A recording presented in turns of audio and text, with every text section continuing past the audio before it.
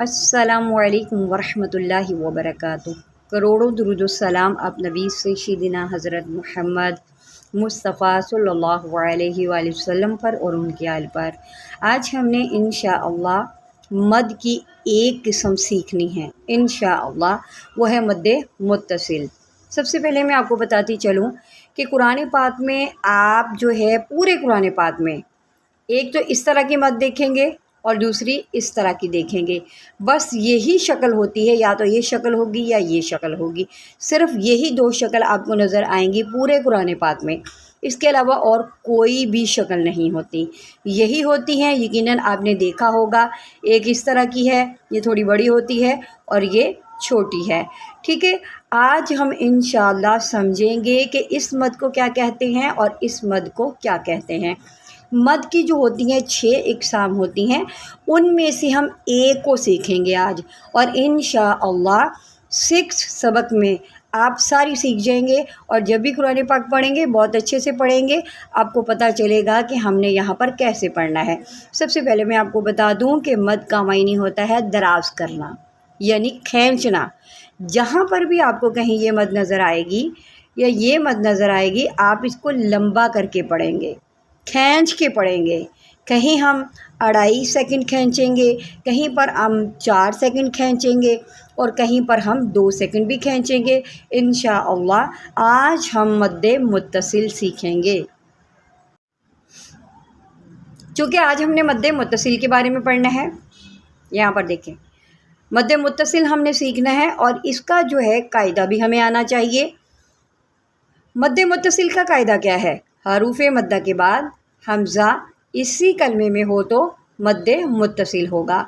अब यहाँ पर देखें हरूफ मद्दा, सबसे पहले आपको ये जानना ज़रूरी है कि हरूफ मद्दा क्या होते हैं। अगर आपने कायदा पढ़ा हो तो आपको पता होगा कि हरूफ मद्दा 3 हैं, अलिफ वाव या हरूफ मद्दा। ठीक है, और हमज़ा हरूफ मद्दा के बाद आएगा। हरूफ मद्दा के बाद हमज़ा इसी कलमे में हो तो मद मुत्तसिल होगा। अब हमज़ा क्या है? आपने पहली तख्तीम में पढ़ा है, ये देखें हमज़ा। ठीक है, हरूफ मद्दा के बाद हमज़ा इसी कलमे में हो तो मद मुत्तसिल होगा। मज़ीद तफसील के लिए हम नेक्स्ट बढ़ते हैं। मद मुत्तसिल कब होता है ये मैं आपको बता चुकी हूँ और समझा भी चुकी हूँ। मैं उम्मीद करती हूँ कि आपको समझ आ भी गई होगी। अब हम यहाँ से जो है पहला लफ्ज़ देखते हैं। यहाँ पर आप देखें कि लफ्ज़ है जा। देखें मद मुत्तसिल में हमने ये जो है वो पढ़ा है कि हरूफ मद्दा के बाद हमज़ा इसी कलमे में हो। ये एक कलमा है, यानी कि ये शर्त है कि हरूफ मद्दा के बाद अलिफ वाव या हरूफ मद्दा है, अलिफ के बाद देखें हमज़ा है, मतलब हरूफ मद्दा के बाद हमज़ा इसी कलमे में हो। ये एक कलमा है। ठीक है, अब ये ना हो कि ये हमज़ा ये दूसरे कलमे में चला जाए। मैं आपको मिसाल समझाती हूँ। ये लफ्ज़ देखें, लफ्ज़ है बिमा उनज़िला। बिमा अलग कलमा है और उनज़िला अलग कलमा है। ये 2 कलमे हैं, एक बिमा हो गया, दूसरा उनज़िला। जबकि जा एक कलमा है, हमज़ा भी इसी कलमे के साथ है और ये हरूफ मद्दा के बाद है, तो यहाँ पर मद मुत्तसिल हुआ। ठीक है, ये जो मद है इसको हमने खींच के पढ़ना है। जा आ, इसको आप जा आ नहीं पढ़ेंगे, इसको आप पढ़ेंगे। अमूमन यही गलती होती है कि जा आ पढ़ दिया जाता है, जबकि यहाँ पर मद मुत्तसिल है और यहाँ पर देखिए ये मद है और ये जो साइन है, ये जो बना हुआ है, ये मद मुत्तसिल का है। ठीक है, तो आपको ये बात जान लेनी चाहिए कि यहाँ पर हम जो है खींच के पढ़ेंगे। मद को वैसे भी खींच के पढ़ा जाता है, जैसा कि मैंने आपको बताया। जा आ, जा आ। अब मैं आपको स्पेलिंग के साथ समझाती हूँ। जीम अलिफ ज़बर जा, हमज़ा ज़बर आ, जा आ। नेक्स्ट वर्ड देखते हैं, जीम या ज़ेर जी। ठीक है, हरूफ मद्दा में से देखें या। ठीक है, अब या के बाद जो है हमज़ा, तो ये शर्त पूरी हो गई कि हरूफ मद्दा के बाद हमज़ा इसी कलमे में हो, तो ये एक ही कलमा है حمزہ جو ہے اسی کے ساتھ ہے، تو یہ ایک کلمہ ہے، تو شرط پوری ہوئی کہ حروف مدہ کے بعد حمزہ اسی کلمے میں ہو تو مد متصل ہوگا۔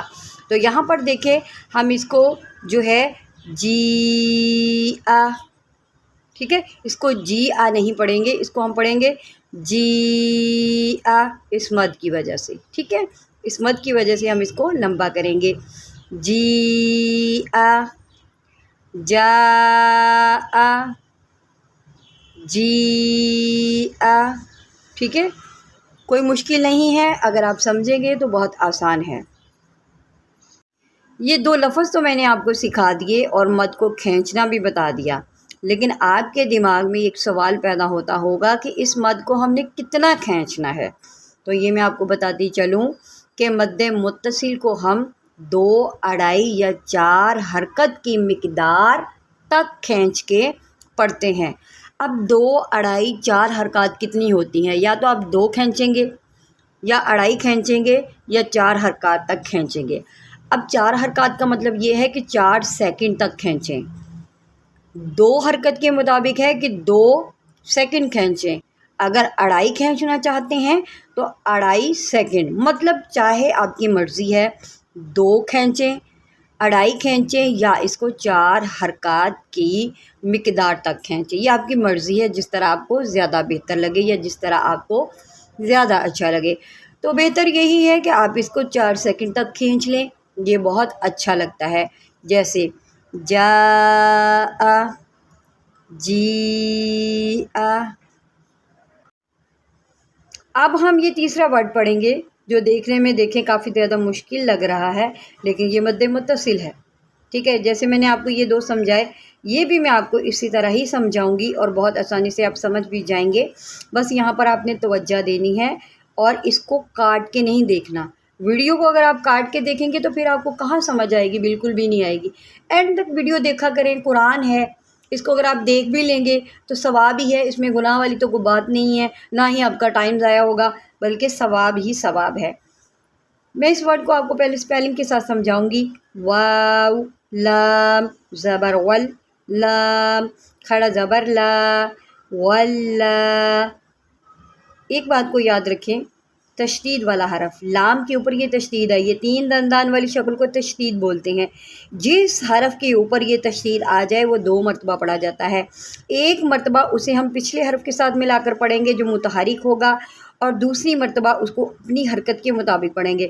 لام کی جو اپنی حرکت ہے وہ ہے کھڑا زبر، یہاں پر دیکھیں اس کو کھڑا زبر بولتے ہیں، یہ کھڑا زبر ہے، ٹھیک ہے، اس کو کھڑا زبر بولتے ہیں، یہ دیکھیں، ٹھیک ہے، یہ کھڑا زبر ہے، لام کی جو اپنی حرکت ہے وہ کھڑا زبر ہے، تو کیا کریں گے، ولا، ایک دفعہ ہم نے لام کو واو کے ساتھ ملایا، ولا، آگے دیکھیں حمزہ ہے، ہم نے مد متصل کی یہ شرط پڑھی تھی کہ حروف مدہ کے بعد حمزہ اسی کلمے میں ہو تو مد متصل ہوگا۔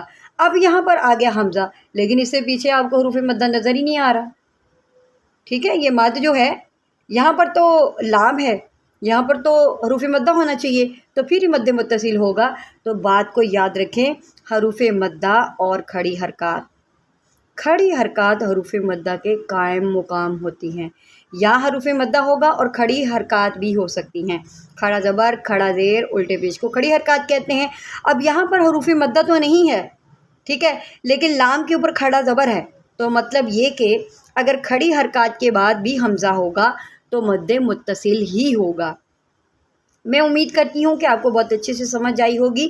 تو پھر کیسے پڑھیں گے، ولا، حمزہ یا، زیر ای، ولا ای۔ میں امید کرتی ہوں کہ آپ کو اس لیسن کی سمجھ آ گئی ہے، مد متصل کی اچھے سے سمجھ آ گئی ہے۔ اگر آپ کی کوئی کنفیوژن ہو تو میں نے واٹس اپ نمبر دیا ہوا ہے، اس کے اوپر آپ رابطہ کر کے مجھ سے پوچھ بھی سکتے ہیں اگر آپ کو سمجھ نہیں آتی تو۔